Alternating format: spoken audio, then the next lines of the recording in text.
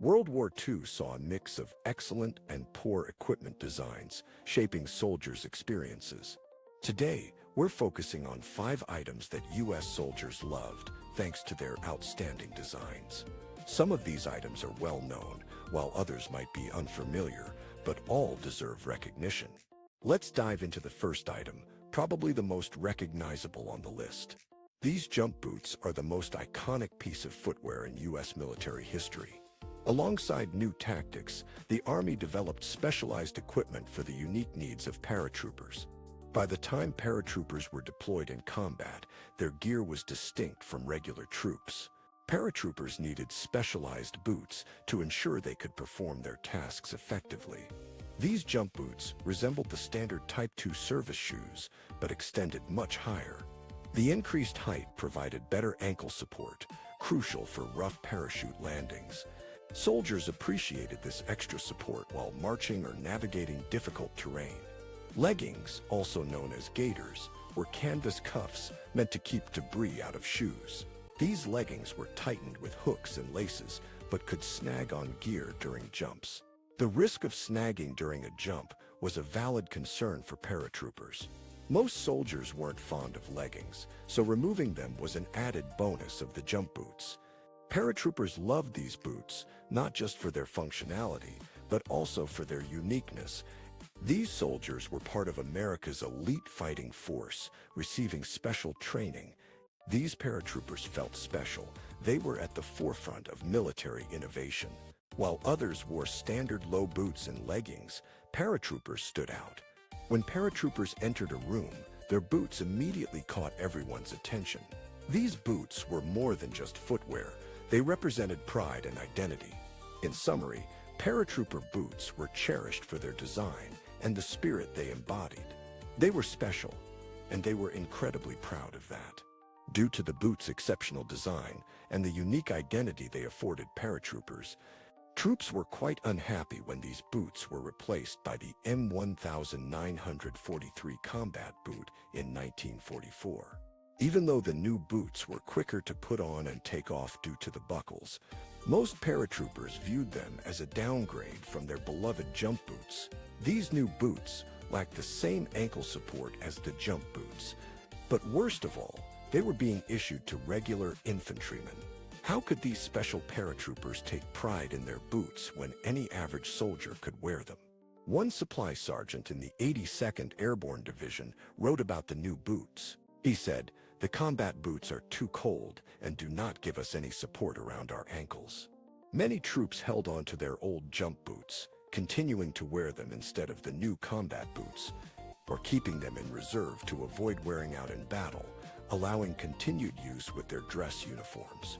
The tradition of U.S. paratroopers wearing jump boots with their dress uniforms continues in some airborne divisions today. Corcoran, the main company that produced these boots during WWII, still makes a similar version. Despite being designed for the airborne, there was also a demand among regular ground troops. The idea of having extra ankle support and avoiding leggings over boots was appealing.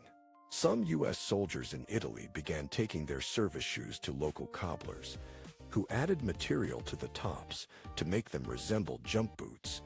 These modified boots are often referred to as MTO boots by collectors today, with MTO standing for Mediterranean Theater of Operations. I'm sure the paratroopers wish to be the only special soldiers allowed to wear these boots, but that exclusivity didn't last long. Jump boots found numerous other purposes during the war.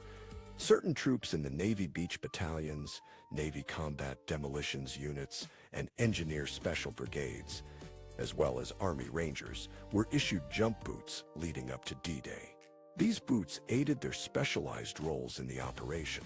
Jump boots also became available for officers to purchase for themselves, and they were flying off the shelves.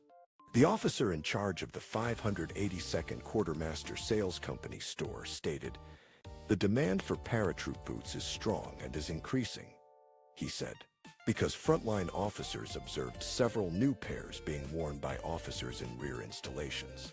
The Quartermaster report noted that in the First Army, most officers had either combat boots or paratrooper boots.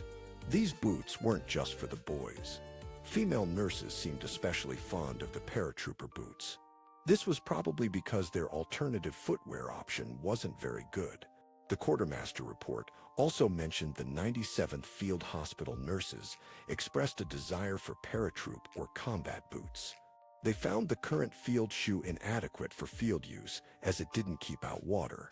A different part of the report stated that a sales store sold between 400 and 500 pairs of paratrooper boots to nurses. The sales store also reported that nurses were not buying field shoes anymore.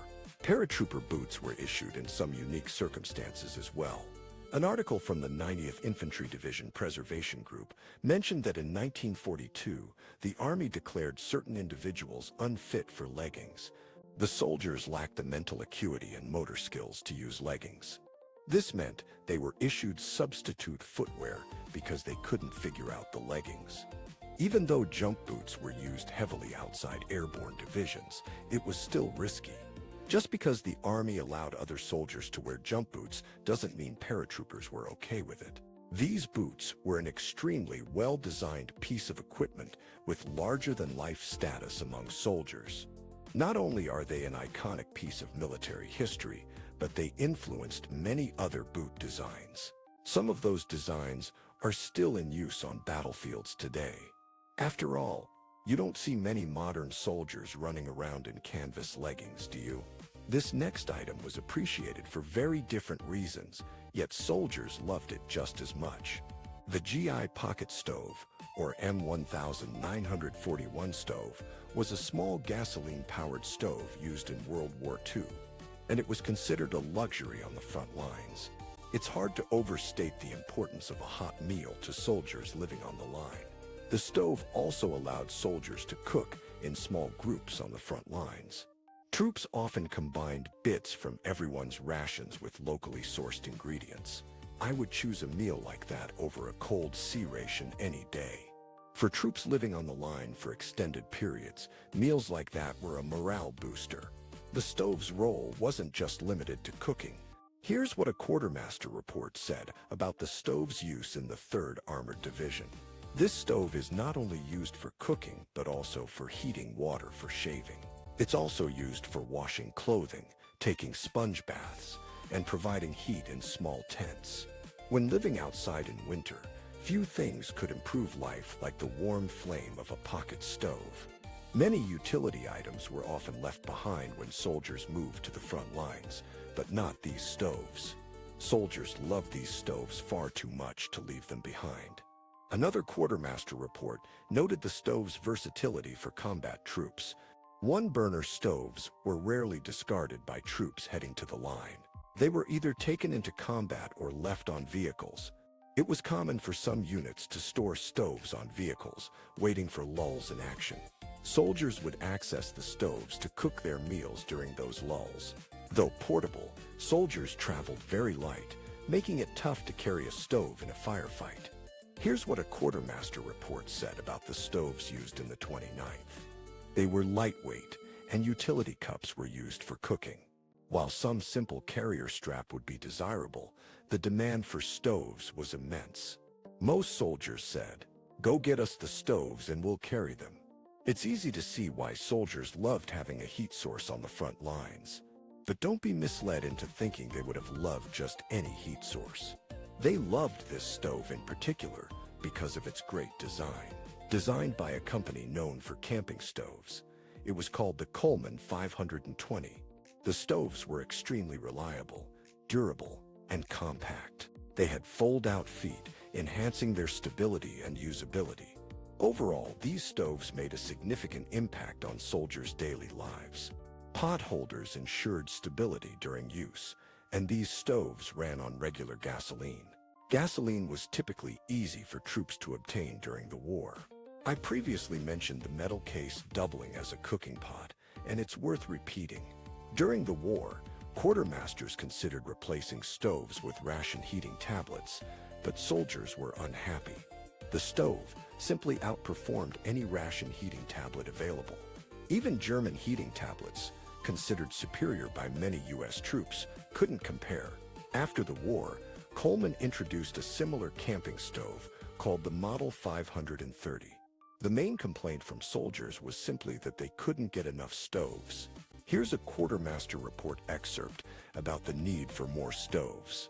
Armored units suggested revising equipment organization to provide extra stoves. Currently, they received 1 stove per vehicle, which was inadequate.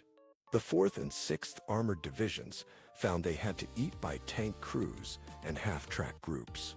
Thus, there was an urgent need for adjustments in stove allotments. Quartermaster reports praised these stoves, and I can't fit them all in this section. Here are some quotes that highlight just how popular these stoves were. The one-burner gasoline stove is very popular among combat troops for its compactness. It's easy to operate and extensively used in various contexts. Infantrymen expressed a strong desire for these stoves.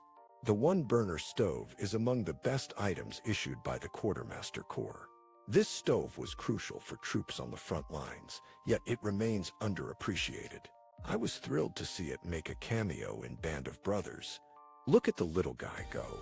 He's a natural on camera. Next up is the M42 paratrooper uniform, which has made numerous big screen appearances. Another airborne item has made the list, showcasing specialized gear for paratroopers. The M1942 paratrooper jumpsuit was highly regarded by the troops who wore it. It included large cargo pockets with snap closures on both the jacket and pants. The paratrooper uniform was designed to carry all the essential gear needed. It featured an attached waist belt to snug the jacket close to the body. Early versions of the pants had triangular wool panels on the leg. These panels made it easier to tuck them into jump boots. This feature avoided restricting a paratrooper's movement. Most uniquely, the jacket had a small pocket near the collar. This pocket featured zippers on both sides. The pocket held the MA2 switchblade knife. The idea was to have a knife easily accessible for emergencies. This was crucial for cutting parachute risers if needed. This was helpful in case an arm was broken or tangled. Since the knife was a switchblade, only one hand was needed. Pretty smart if you ask me. Now, if you learned anything about jump boots, you know functionality was key. But functionality wasn't the only reason paratroopers loved their uniform. German enemy soldiers recognized paratroopers by their baggy uniforms. They were even given nicknames like devils in baggy pants. Paratroopers accepted these nicknames with pride. During the war, this uniform was eventually replaced by the M1943 uniform. The M1943 was an overall upgrade with thicker, more durable material. It featured a darker color that was less visible to the enemy. There were a few other slight improvements with the M1943, but it just didn't have the same cool factor as the M1942 uniform. Even after the M1943 uniforms were adopted, many troops held on to the M42.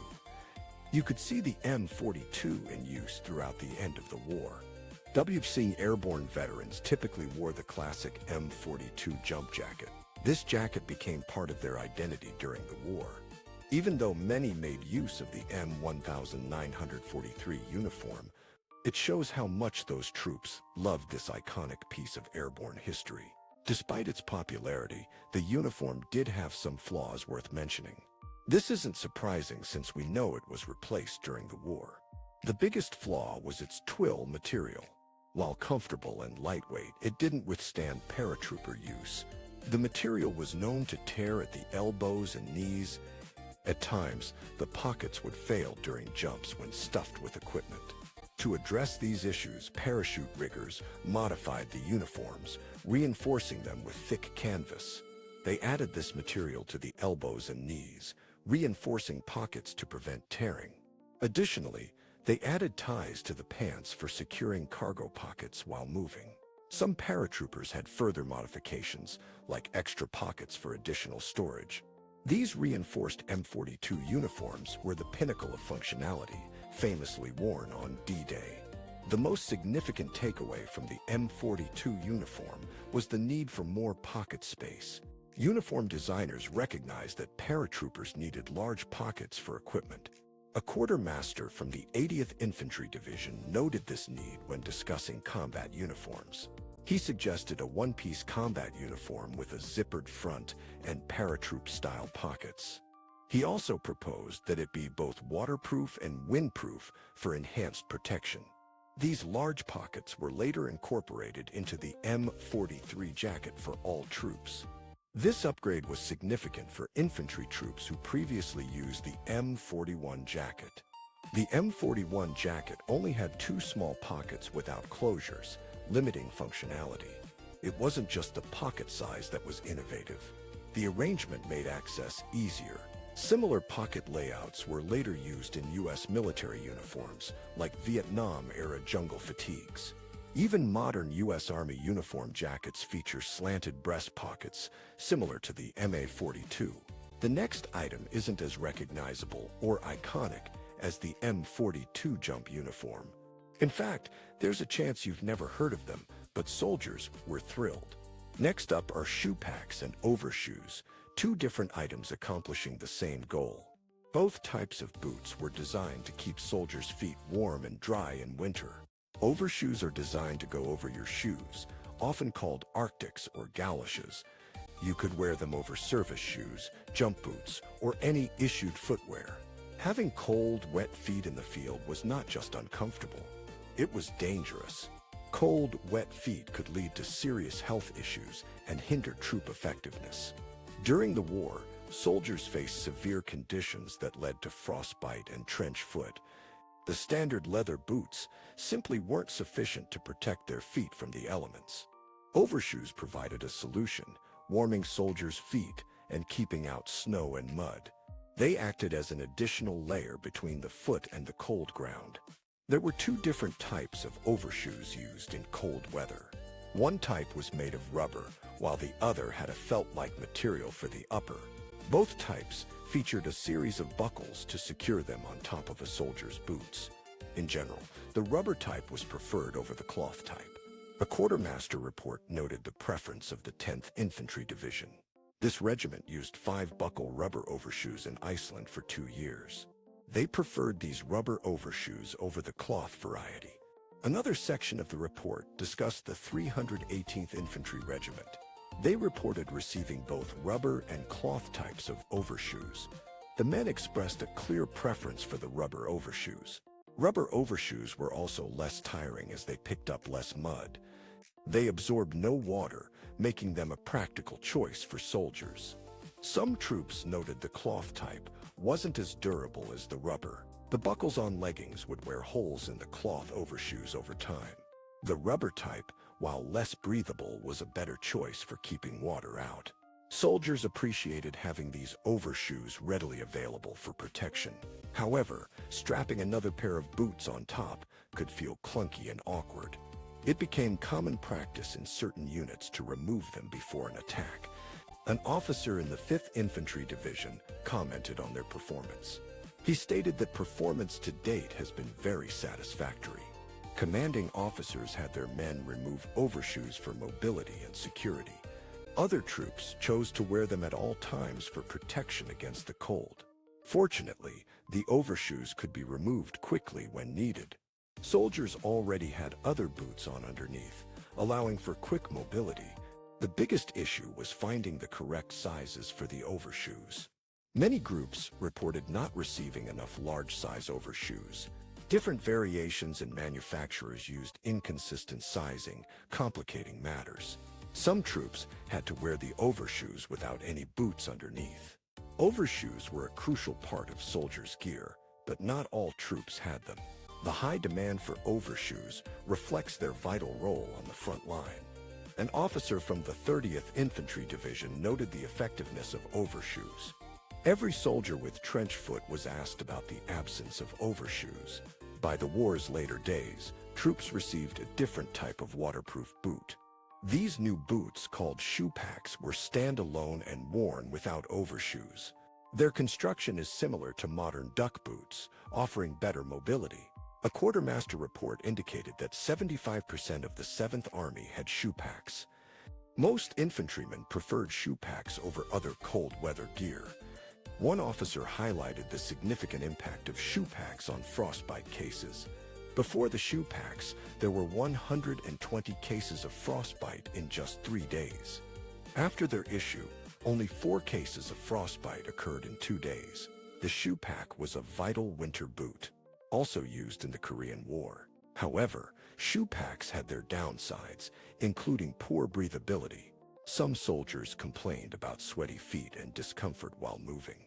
Others reported blisters and insufficient arch support from marching. Despite these issues, warm, dry feet were highly valued by soldiers. Most soldiers seemed to agree that the benefits outweighed the drawbacks. Now, let's move on to an item recognizable to anyone in the military. Number 5 is the TL-122 flashlight, a critical piece of equipment. Today, it seems unthinkable to send a soldier without a flashlight in their kit. However, during WWII, flashlights were not standard issue for many troops. There was typically a limited number of flashlights available for use. The allocation of flashlights to soldiers depended on their specific roles. If you weren't one of the lucky ones, you had to share or find your own. However, those fortunate enough to receive a flashlight were given the best the U.S. military had to offer, the iconic TL-122.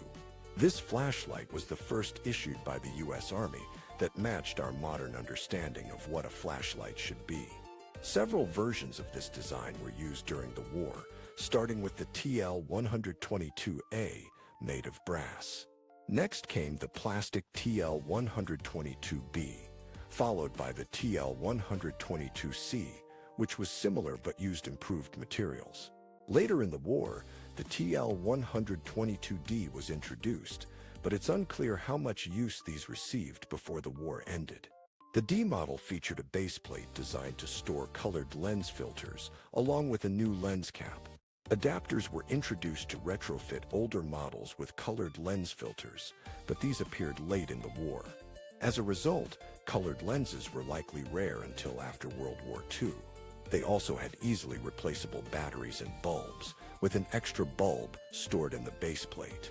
Additionally, the flashlight featured a 3-position on-off switch. The light could be turned on and off normally, with a middle position for Morse code communication.